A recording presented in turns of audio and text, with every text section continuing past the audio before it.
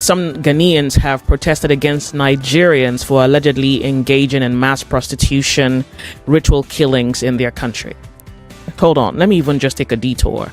This morning I saw a video of one Nigerian guy who was being interviewed by some unseen faces but heard voices, and the interrogation was around the fact that he had sold some women to Libya. Fine, take away the fact that they are from my country. Let's put these innocent young boys that were trafficked into Ghana for this trade, cybercrime, by their masters.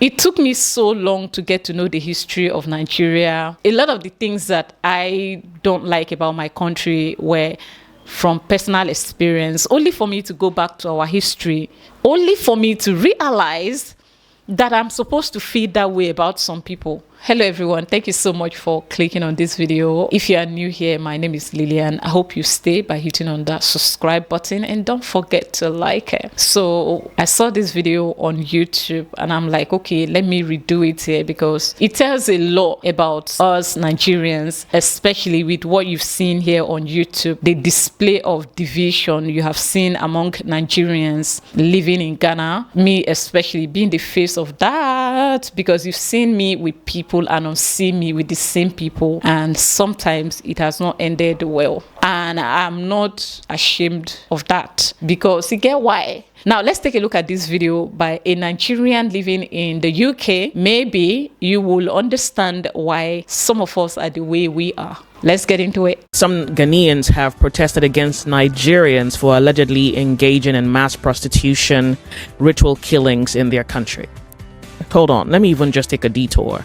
This morning I saw a video of one Nigerian guy who was being interviewed by some unseen faces but heard voices, and the interrogation was around the fact that he had sold some women to Libya, and of course the assumption is that he certainly sold them into prostitution. I never knew I would one day leave Nigeria for another country, but the moment I got to England, I discovered that we Nigerians, we are not good people. That is the truth. Take it from me. You see all the references you make about the videos you watch about the Ghanaian lady and all the protests. I've seen those videos. And to be honest, those guys, they are not far from the truth. The place where I work, if you work with a fellow Nigerian, they will make the work a living hell for you. But when you work with people from other nations, you see the cooperation between them. You see the love within them. Nigerians cannot cohabit in one space. I don't know what is wrong with us, but I think it's a fundamental problem. So from my experience so far, I tell you the truth. If you see a Nigerian as a Nigerian living outside, wow. If you want to stay away from trouble, stay away from that Nigeria. And I won't lie to you, that's how I've been living for the past 5 years. Because when you draw them close as Nigeria, you put yourself in a big problem. Wow. Yeah, that's my summation. Thank you very much for calling. I really do appreciate. Thank you. Okay, for those that are confused, Lily, you don't like being with other people. It's a cause, they cause us from Nigeria.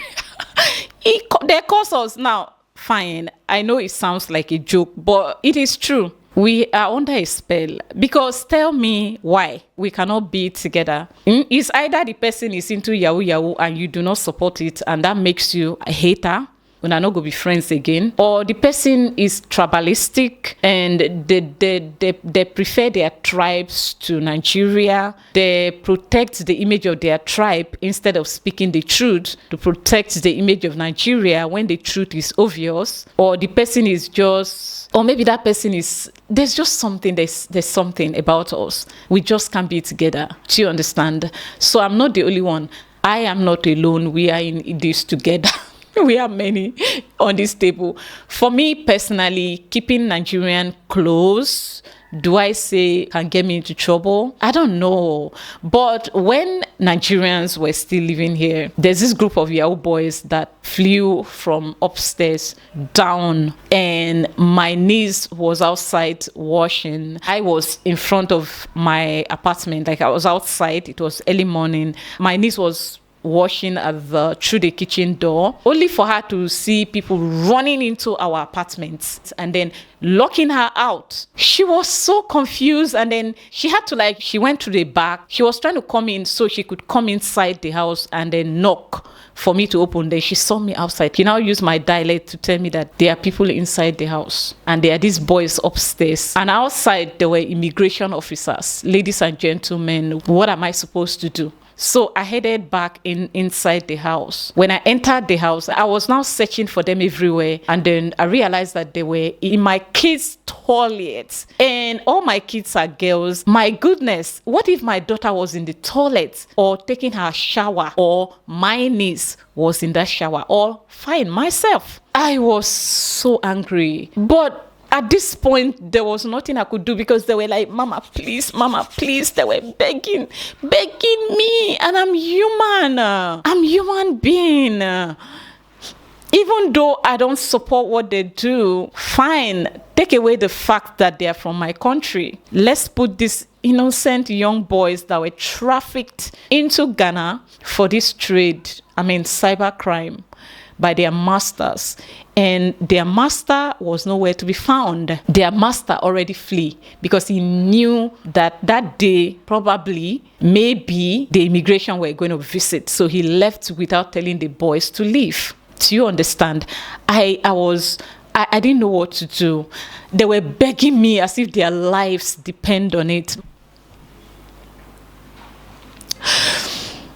It was hard. Now, it is hard in the sense that I am protecting what I am speaking up against. Now, that aside, what if the immigration suspected me and then walked into my apartment, and then only for them to discover these guys in my toilet? What am I going to say, and how am I going to explain it? You guys tell me.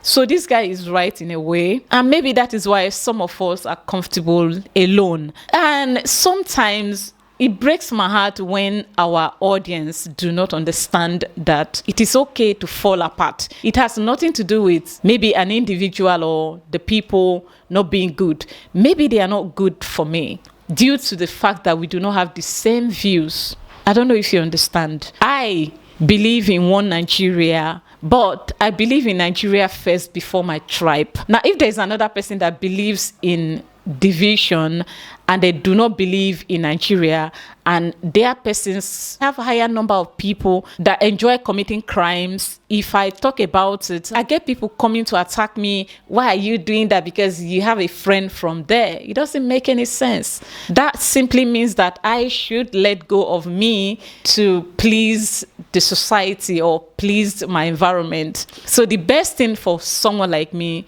stay alone, and it is totally fine. So we are not the same. That is why I say, when you are dealing with a Nigerian, deal with us individually, because we are nothing alike. Do you get it? Not to say I do not have incredible Nigerians I'm friends with, okay? I have them, okay? I have them, I'm friends with them. But if our views changes and we lost respect for each other, I will have no choice but to let them go. But at the same time, what I realize about people like the caller now is they come on the internet or in public to say, don't associate with Nigerians. But low-key, they do. Online, they speak up against it. But in reality, they dine and wine with Nigerians. And some of these Nigerians are notorious ones. So it is a crazy world out here. Maybe when I say we are under a spell, we have a curse that was placed on us to divide us, maybe you will get it. Like I always said, it took me so long to get to know the history of Nigeria. A lot of the things that I don't like about my country were from personal experience, only for me to go back to our history, only for me to realize that I'm supposed to feel that way about some people because they are backstabber. They brought a lot of pain to Nigeria and they owe Nigeria an apology. But because they have the ability to twist the story and be the sorry ones, you know, the ones to be pitied, the full story is not being told. So going back to our history now, nothing surprised me again because we are under, see, a lot of our past leaders did bad things and attribute it to the fact that they were young and naive and they had access to dangerous weapons. They were trained, they knew how to use these things, but they didn't have the wisdom to handle issues because they were so young.